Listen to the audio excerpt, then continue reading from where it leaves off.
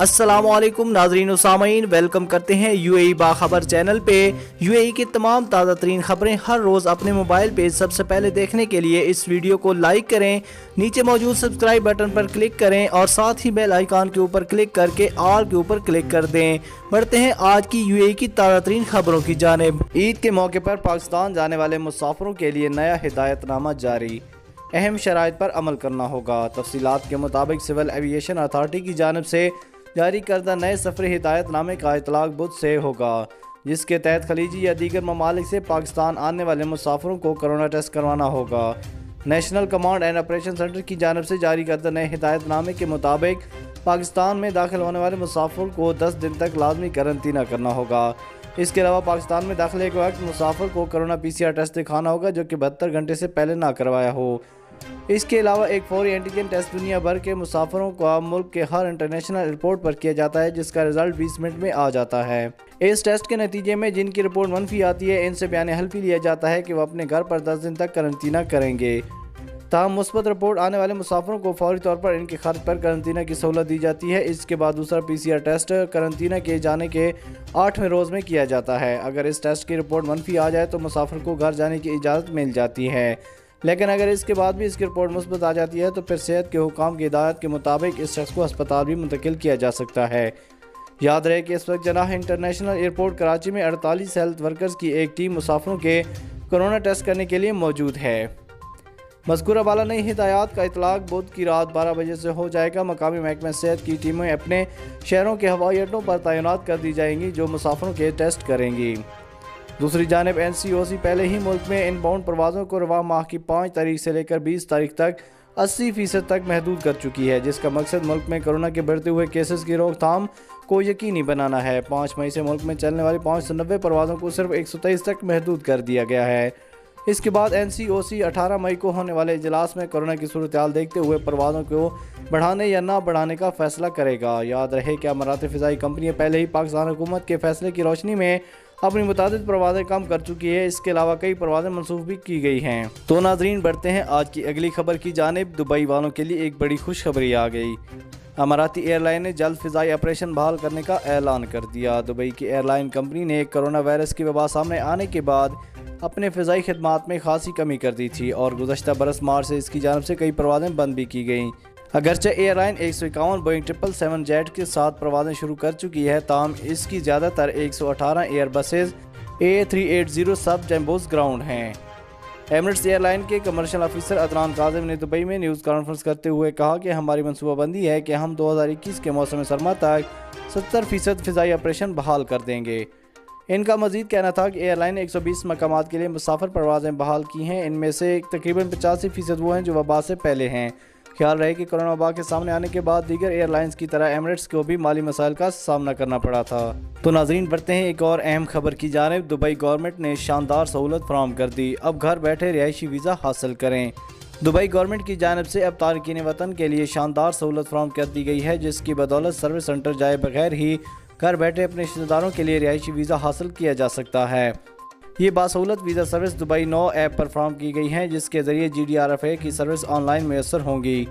इस सहूलत से तमाम तारकीन वतन दुबई नो ऐप पर अपने वालदैन, दादा दादी, नाना नानी और दीगर करीबी रिश्तेदारों के रिहायशी वीज़ा के हसूल की खातिर अप्लाई कर सकते हैं। इसके अलावा इस ऐप पर गुज़श्ता साल नौज़ायदा बच्चों, शरीक हयात और बच्चों के लिए रिहायशी वीज़ा से मुतालिक सर्विसेज भी लॉन्च की गई हैं। इन सर्विसेज की बदौलत किसी भी शख्स को सर्विस सेंटर का दौरा नहीं करना पड़ेगा। इस तरह वक्त और ट्रांसपोर्टेशन के अखराजात की बचत होगी और गर्मी में बाहर जाने की ख्वारी से भी निजात मिल जाएगी। वालदैन और दीगर करीबी रिश्तेदारों को दुबई नो नामी ऐप पर यह सहूलत मुहैया करने के लिए स्मार्ट दुबई की जानिब से general directorate of residency and foreign affair GDRFA से इश्तराक किया गया है। दुबई नो ऐप पर पहले से ही शरीक हयात और बच्चों के लिए रिहायशी स्पॉन्सरशिप के लिए अप्लाई करने, तजदीद करवाने या मनसूख करवाने की सर्विस मुहैया की जा रही हैं।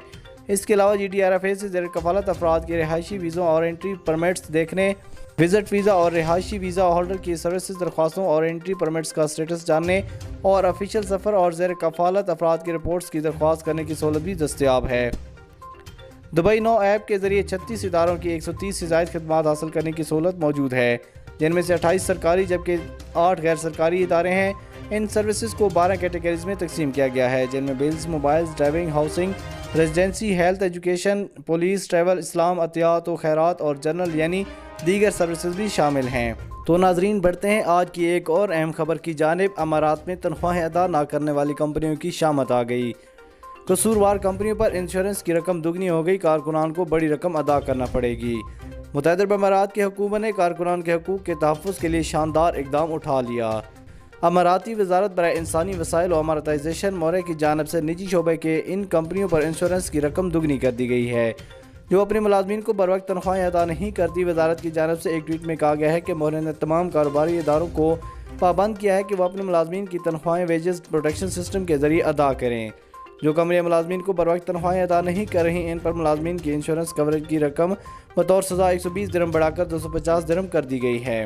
کمپنیوں کے مالکان کو خبردار کیا گیا ہے کہ اگر انہوں نے اپنے ملازمین کی تنخواہیں وقت پر ادا کرنا شروع نہ کی تو نئی انشورنس پالیسی کے تحت انہیں انشورنس کی دگنی رقم ادا کرنا ہوگی۔ 2018 میں اماراتی حکومت نے کارکنان کے معاشی تحفظ کی خاطر تامین نامی انشورنس پالیسی متعارف کروائی تھی۔ اس پالیسی کے مطابق کمپنی مالک کو آپشن دی گئی تھی کہ وہ کسی شخص کو بھرتی کرنے پر بینک کا گارنٹی کے طور پر 3000 درہم جمع کروائے گا یا پھر انشورنس پالیسی کے تحت فی ملازم 120 درہم کی رقم انشورنس کے تحت ادا کرے گا، جس کی مدت 2 سال کے لیے ہوگی۔ اگر یہ کمپنی کا مالک دیوالیہ ہو جاتا ہے یا ملازمین کی تنخواہیں ادا نہیں کرتا تو متاثرہ ملازم کو فی کا 20,000 درہم کی رقم بطور انشورنس دی جائے گی۔